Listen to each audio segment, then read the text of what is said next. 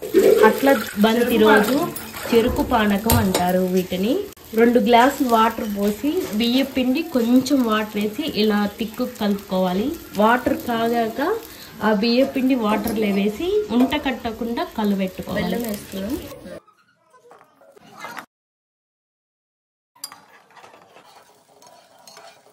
బెల్లం అంతా కరిగిపోయింది బాగా.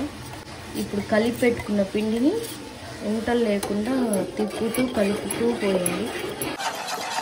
బాగా చిక్కబడి దగ్గరికి గట్టిగా అయ్యేదాకా ఉంచుకోవాలి.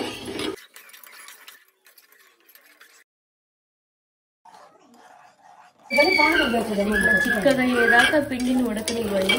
గుంటలు లేకుండా బాగా రావాలి. తినే వాళ్ళు ఉంటే కొబ్బరి గసాలు అన్నీ వేసుకోవచ్చండి ఇష్టం ఉన్న వాళ్ళు. ఇష్టం లేని వాళ్ళు ఇలాగే తినచ్చు. దోశలకి చాలా బాగుంటుంది, టేస్టీగా. రెడీ అయిపోయిందండి కొబ్బరి పానకం. ఇంకా తింటుంటే కోవా తిన్నట్లే ఉంటుంది.